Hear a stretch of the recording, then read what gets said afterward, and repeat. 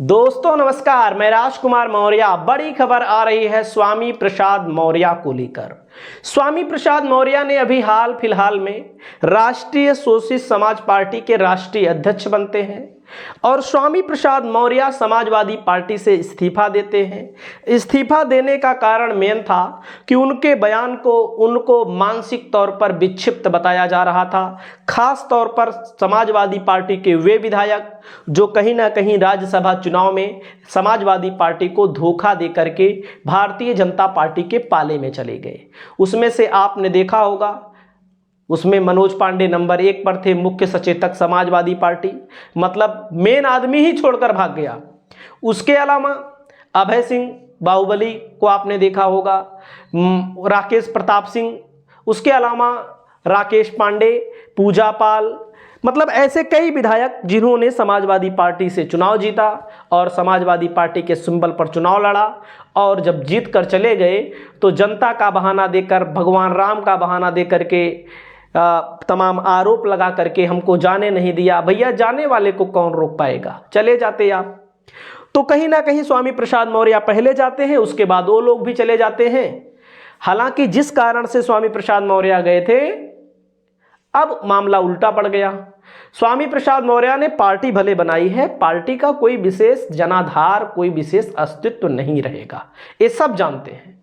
ये स्वामी प्रसाद मौर्य भी जानते हैं हमसे आपसे अच्छा। वो बार बार कह रहे हैं इंडिया गठबंधन में रहेंगे। इंडी गठबंधन जिसको बोला जाता है गोदी मीडिया के द्वारा, इंडिया गठबंधन में रहेंगे। अखिलेश यादव से व्यक्तिगत हमारा कोई मतभेद नहीं है। तो इसके पीछे मेन कारण मैं आपको बता दूं, अखिलेश यादव की भी जरूरत है। कुछ लोग कहते हैं कोई जनाधार नहीं है, लेकिन मैं नहीं मानता कि कोई जनाधार नहीं है। अगर स्वामी प्रसाद मौर्य अकेले रहेंगे तो कोई जनाधार नहीं रहेगा, पल्लवी पटेल अकेली रहेंगे तो कोई जनाधार नहीं होगा, ये सब जानते हैं। जहां से लड़ेंगे वहां से चुनाव हार जाएंगे, हार क्या जमानत भी जब्त हो जाएगी व्यक्तिगत तौर पर लड़ेंगे तो।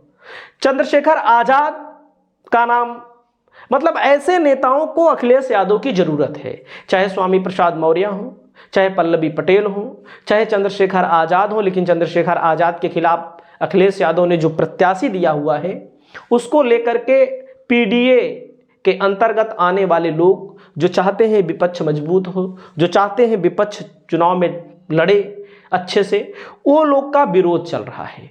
वे लोग विरोध कर रहे हैं कि कम से कम चंद्रशेखर आजाद को साथ में लाना चाहिए था।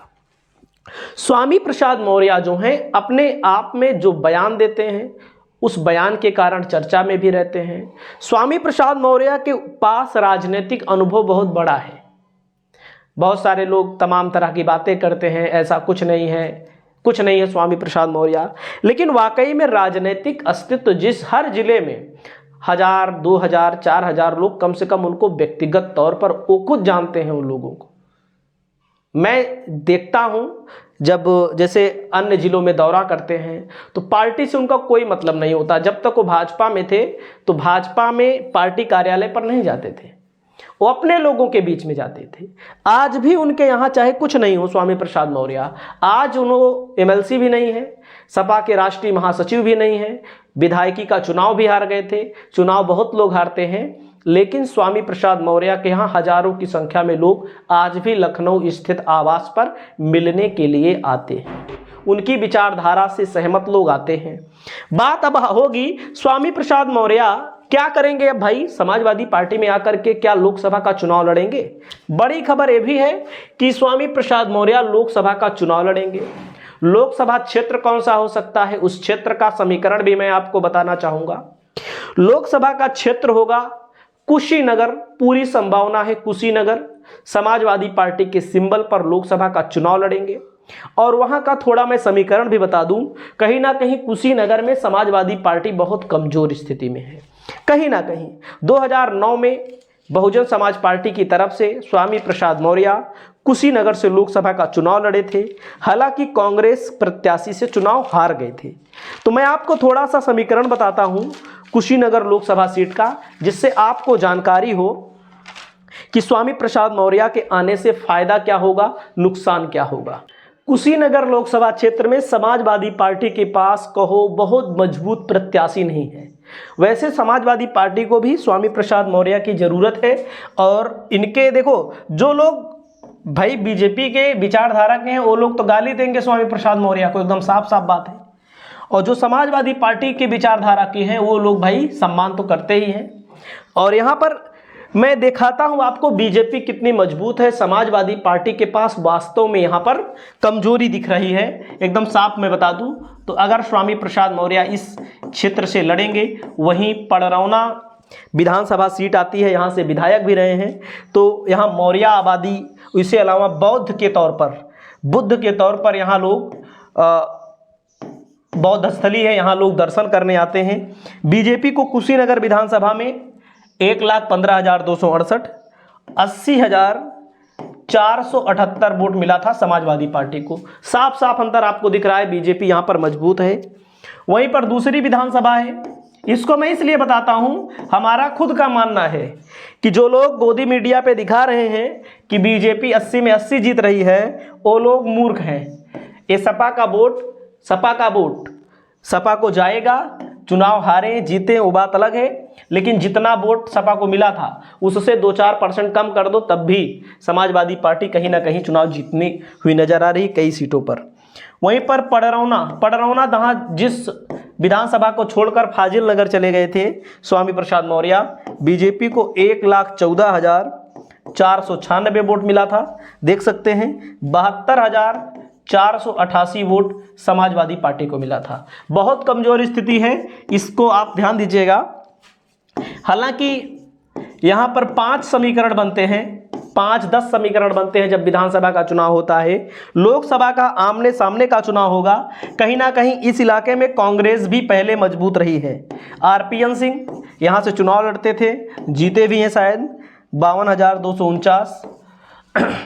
उसके अलावा 5वां हाटा विधानसभा है। यहाँ पर हाटा में बीजेपी को 1,20,666, बहुत मजबूत है बीजेपी। समाजवादी पार्टी को इस सीट पर स्वामी प्रसाद मौर्य की विशेष जरूरत भी है। तो मैं जोड़ के दिखाता हूं, बीजेपी के पास 5,63,513 वोट, 5,63,513। अभी लोकसभा का भी मैं आपको बता रहा हूं, पहले इसको जोड़ के दिखा। यहां पर देखिए 3,13,356 वोट, बहुत भारी अंतर है, इससे आप इनकार नहीं कर सकते हैं। देखो एकदम साफ साफ दिखाई दे रहा है, बहुत भारी अंतर है। तो स्वामी प्रसाद मौर्य इसी सीट से विधायक रहे हैं, 3 बार विधायक रहे हैं। तो इस चीज को देख करके स्वामी प्रसाद मौर्य को यह सीट दी जा सकती है। यहाँ पर आप देख सकते हैं कितना ज़्यादा vote of percentage Samajwadi party पीछे रही है। हालांकि 2019 में कांग्रेस को भी 1,46,000 वोट मिलना कोई आसान बात नहीं होती है। आप समझ सकते हैं कुंवर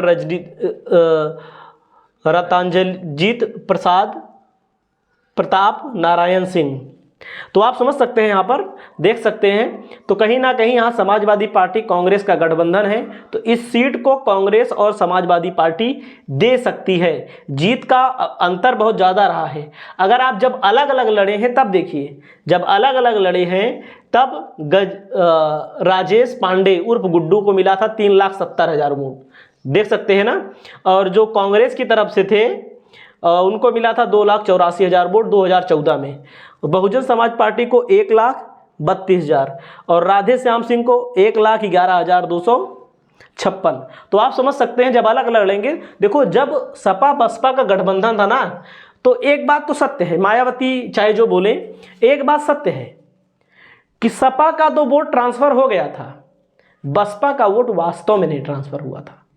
आप सोचिए, जो आदमी 2014 में, 2009 का आंकड़ा खुल गया है, जो आदमी 2014 में कितना वोट पाया था, 3,70,000।